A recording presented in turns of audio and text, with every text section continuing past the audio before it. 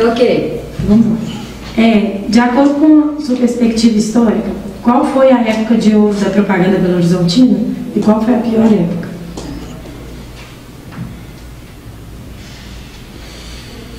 Isso não tem a menor dúvida. A época de ouro da propaganda no Brasil foi a década de 70 e a década de 80.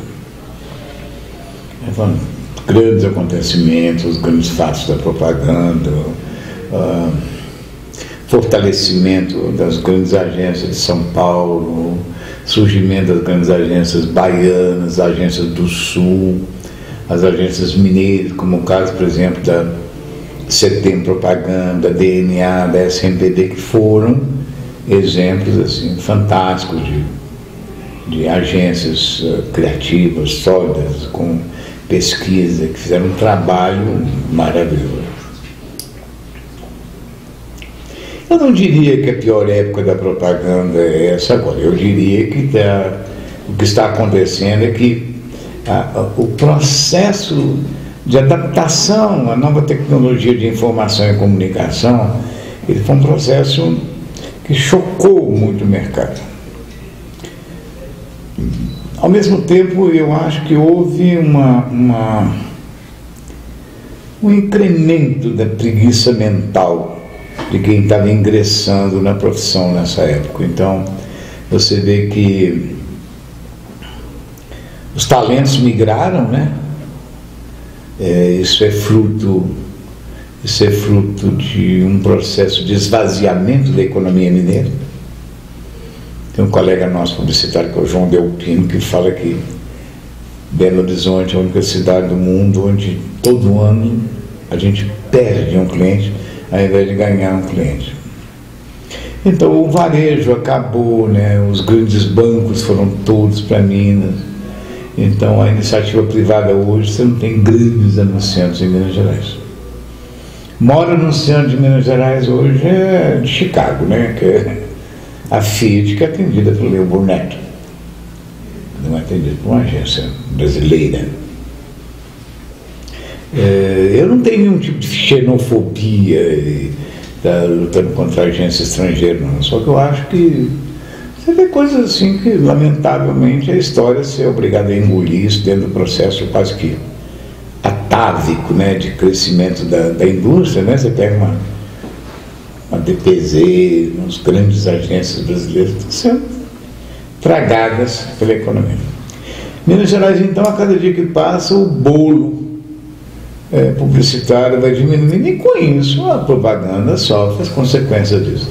Se você pegar, por exemplo, a grande verba nacional, que é a verba do governo federal,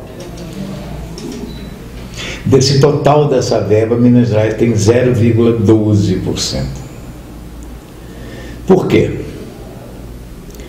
Por um processo pavoroso que aconteceu no caso do escândalo do Mensalão, em que Minas Gerais foi um estado estigmatizado. A propaganda brasileira é um estigma, né? Então, as agências do eixo, as agências fora de Belo Horizonte, elas incentivam muito a propagação e o incremento desse estigma. Por quê? Porque o bolo aumenta para elas, né? Eu sei que há uma iniciativa, inclusive faz parte dessa iniciativa de um planejamento muito sério que está sendo feito, etc., para um processo de gestão da crise ser aplicado nisso aí, em Minas tentar recuperar um quinhãozinho do bolo que ela perdeu. Então, respondendo a sua pergunta, eu acho que 70, 80 foram as décadas de ouro da propaganda brasileira. Eu acho que esse processo de degradação da nossa economia trouxe como consequência uma degradação da propaganda. Acho que essa degradação da propaganda provocada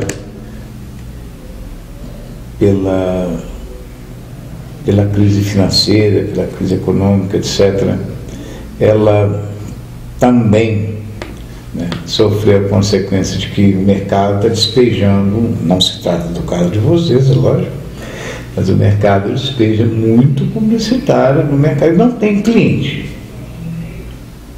não tem bolo para todo mundo comer. Então, eu, por exemplo, sou contra. Eu acho que se eu tivesse, eu faço com meus alunos de propaganda. Você vai formar, vai trabalhar na agência. Trabalha de graça. Se necessário for, trabalha até de graça, mas trabalha numa agência. Não vai abrir agência de propaganda agora, não. Você não tem repertório, você não tem estrutura, você entendeu?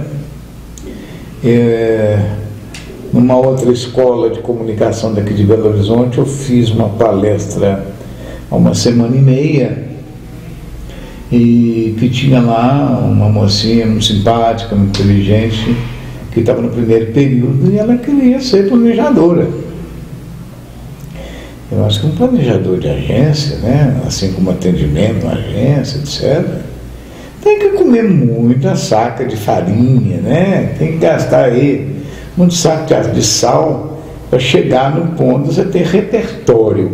Eu acho que o que falta para o jovem publicitário mineiro é repertório. Você pega, eu estava conversando com o Roberto, né, seu coordenador, os grandes redatores, os grandes diretores de arte, as pessoas tinham um repertório fantástico. Eu citei a tecnologia de informação e comunicação também como um pouco causadora disso. Não é que eu seja contra o computador, pelo contrário, eu sou um desesperado usuário de tudo com tecnologia que você imaginar. Tem tudo que você puder imaginar. Tem iPhone, Macintosh, o Capeta 4, uso isso tudo e sei, tá?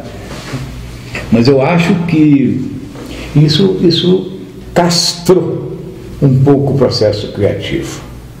Na medida que um diretor de arte, ele não precisa mais passar a mão num pastel, ele não precisa passar a mão num pincel e fazer uma ilustração para marcar seu layout, né? Ou, como a gente falava, né? Manchar o layout, né? Ele fazer colinas, né? E ele fica muito dependendo das bibliotecas de stock image, né? Então, se ele não tiver ali um serviço de fornecimento de foto para ele, então ele não cria um anúncio. Ele pega uma foto maravilhosa que tem no ImageBank ou qualquer outro banco de imagem e junto com o redator eles criam ali quase que uma legenda daquela foto que vira anúncio. Não pode dar nada que preste. Isso não é, o processo de criação não é isso. Então eu tenho um pouco de medo dessa avalanche aí esse fluxo de busca na internet, nos bancos de dados, etc. Porque isso vai, cada dia que passa, minguando, forçando o talento do ser humano a minguar, né, a diminuir. Essa é a minha opinião.